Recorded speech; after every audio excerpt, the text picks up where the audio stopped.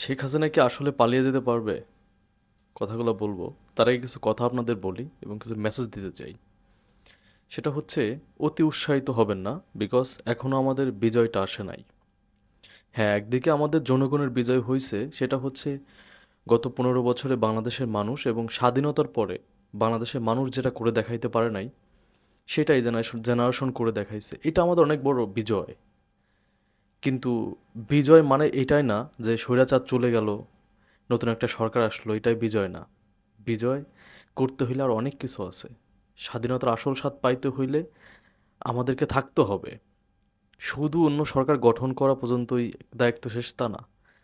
এখন আমি আপনাদের বলি, যারা অতি উৎসাহিত হয়ে করতেছেন, এখনও মাথায় রাখবেন যে এখনও কিন্তু শেখ হাসিনা তার ক্ষমতার চেয়ারেই বসা। আমাদের সাথে জনগণ আছে। শেখ হাসিনা খুব ভালো করে জানে তার পুলিশ প্রশাসন, তার বিজিবি, র্যাব কোনো কিছু কাজে আসতেছে না, বিকজ জনগণের কাছে সব কিছুই তুচ্ছ হয়ে যাচ্ছে। সে জানে।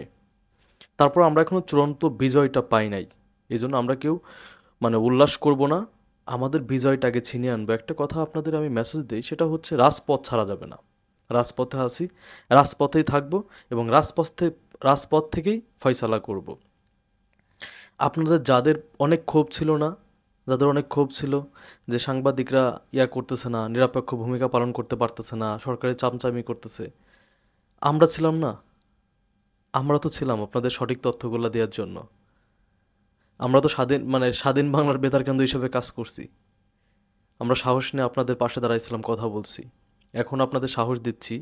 একটা কথা বলি, অতি উৎসাহিত হবেন না। যতক্ষণ পর্যন্ত না এই সরকারের পতন হইতেছে, আমরা রাজপথ ছাড়বো না। এখনও মাথায় রাখতে হবে, সে তার ক্ষমতার চেয়ারেই বসা। এখন শেখ হাসিনা কি আসলে দেশ ত্যাগ করতে পারবে? আমার কাছে মনে হয় শেখ হাসিনা যে দেশ ত্যাগের সুযোগটা ছিল, এটা নিজেই নষ্ট করছে। বিকজ আমি আপনাদের একটা জিনিস বোঝাই, যে বর্তমানে বাংলাদেশের 18 কোটি জনগণের ভিতর যে ইন্ডিয়ার প্রতি একটা ঘৃণা তৈরি হয়েছে, এটা কি ইন্ডিয়ার সামনে বাড়াবে না কমাবে? এই সিদ্ধান্ত কিন্তু ইন্ডিয়াকে নিতে হবে। ইন্ডিয়া কি এটা বাড়াবে না কমাবে? ইন্ডিয়া খুব ভালো করে বুঝে গেছে যে গণজোয়ার যেটা শুরু হয়েছে বাংলাদেশে, এটা দমায় রাখা যাবে না। কারণ তারা গণতন্ত্র বিশ্বাস করে। পৃথিবীর সব থেকে বড় গণতান্ত্রিক দেশ হচ্ছে ইন্ডিয়া। এটা মাথায় রাখতে হবে। এজন্য তারা জানে যে জনগণের শক্তি কী, জনগণের ক্ষমতা কী। এই জিনিসটা আমি মনে করি এবং আমি বিশ্বাস করি, ইন্ডিয়া এই মুহূর্তে 18 কোটি জনগণের বিরুদ্ধে যাবে না। বিকজ বাংলাদেশ ইন্ডিয়ার জন্য খুবই গুরুত্বপূর্ণ একটা দেশ, এটা মাথায় রাখতে হবে।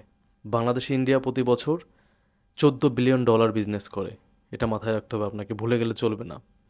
একজন ব্যক্তির ক্ষমতার জন্য পুরো জনগণের বিরুদ্ধে যাবে না। এখন এই কথাটা কেন টানলাম? আচ্ছা, আপনারা তো জানেন যে দেখবেন পৃথিবীর যেসব দেশে স্বৈরাচারের পতন হয়, তিনি কিন্তু ওই দেশ থেকে পালায়। হুম? তো পালাইলে কিন্তু দেখবেন ফার্স্টে অনেক দেশ তাকে অ্যাকসেপ্ট করে না, তাকে কিন্তু জায়গা দিতে চায় না। এখন বর্তমান সরকারের যে অবস্থা, সারা পৃথিবী তাকিয়ে আছে বাংলাদেশের দিকে। আপনার কি মনে হয় সে যদি বাংলাদেশ ত্যাগ করে ইউরোপ আমেরিকাতে যেতে চায়, তাকে পারমিশন দিবে? সে যেতে চাইলে পারমিশন দিবে না। বিকজ অফ, আপনারা জানেন, ক্ষমতায় থাকা অবস্থায় শেখ হাসিনা যখন আমেরিকাতে গেছে, তারপর ইউকেতে গেছে, ওইখানে কিন্তু তার বিরুদ্ধে অবস্থান মানুষ ডিম ছুঁড়ে মারছে, প্রতিটা দেশেই। হ্যাঁ, তো এই মুহূর্তে যদি ক্ষমতা চলে যাওয়ার পরে যদি সে ওই সব দেশে যাইতে চায়, তাই কি এক্সিট দিবে? কারণ তারা তাদের দেশের শান্তি শৃঙ্খলার প্রতি খুবই সিরিয়াস। তারা এই নেত্রীকে ঢুকতে দিবে না, এই সরকারকে ঢুকতে দিয়ে তাদের দেশে শান্তি বিনষ্ট করবে না। হ্যাঁ, এই মুহূর্তে সে কিন্তু, তার পাশে ইন্ডিয়া আছে। এখন ইন্ডিয়া কি ইনাকে জায়গা দিবে কি না? কারণ একটা জিনিস চিন্তা করতে হবে আপনার, ইন্ডিয়ার সাধারণ শিক্ষার্থীও কিন্তু এই শেখ হাসিনার বিরুদ্ধে অবস্থান নিচ্ছে। আমি মনে করি যারা বাংলাদেশকে নিয়ে দেখতেছে, ভাবতেছে, ইন্ডিয়ার ধুবরাঠি যে ভিডিওটা বানাইছে আপনারা জানেন, ধুবরাঠি থেকে শুরু করে যত ইউটিউবার আছে ইন্ডিয়ার, দুইজন দুইজন বানাইছে। তো ইন্ডিয়ার লোকগুলা দেখে না এগুলা, দেখছো তো? তাহলে ইন্ডিয়ার তো জনগণের একটা ঘৃণা তো শেখ হাসিনার তো জন্ম হয়েছে, এবং তারাও তো শিক্ষার্থী। এখন এই জিনিসগুলা হচ্ছে, টপিকটা এই জিনিসটা কাজ করবে যে এই মুহূর্তে আমার মনে হয় না যে শেখ হাসিনাকে আসলে ইন্ডিয়া অ্যাকসেপ্ট করবে অথবা রিসিভ করবে। কারণ সেই কন্ডিশন শেষ হয়ে গেছে, অনেক দেরি হয়ে গেছে। কারণ ইন্ডিয়াকে যদি এখন, বাংলাদেশের জনগণের কী চাওয়া আপনারা জানেন, সমন্বয়কারীরা একটা কথাই বলছে যে বাংলাদেশের বিচার হইতে হবে।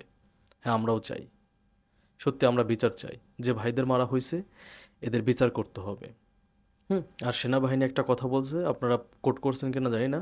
সেনাবাহিনী বলছে যে অনুযায়ী যদি বিশৃঙ্খলা সৃষ্টি হয় তাহলে কেয়ারটেকার গভর্নমেন্টের হাতে ক্ষমতা দিয়ে দেবে। এটা কিন্তু সেনাবাহিনী বলছে।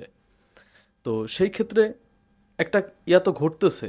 আজকে আওয়ামী লীগ কেন মাঠে নামার প্ল্যান করলো? বিকজ আওয়ামী লীগ বুঝে গেছে যে তাদের সাথে পুলিশ প্রশাসন কেউ নাই, এখন তাদেরকে লড়াই করে বাঁচতে হবে। কিন্তু তারা লড়াই করে কি টিকতে পারবে? আপনারা ভালো জানেন লড়াই করে টিকার মতো ক্ষমতা, সামর্থ্য এই মুহূর্তে আওয়ামী লীগের নাই। কারণ যখন মানুষের সময় খারাপ যায় তখন সব দিক দিয়েই সময় খারাপ যায়। আর এখন হচ্ছে আওয়ামী লীগের সব থেকে খারাপ সময়টা আওয়ামী লীগ পার করতেছে। এই জন্য আপনারা একটা জিনিস শিওর থাকেন যে শেখ হাসিনা যদি ইজিভাবে চায় দেশ ত্যাগ করতে, আসলে আমার মনে হয় সে অপশনটা বন্ধ হয়ে গেছে, এই জন্য সে দেশ ত্যাগ করতেছে না। আমার কেন যেন মনে হইতেছে যে তার সামনে যে অপশনটা ছিল দেশ ত্যাগের, মেবি সেই অপশনটা বন্ধ হয়ে গেছে, এই জন্যই সে আসলে দেশ ত্যাগ করতে পারতেছে না।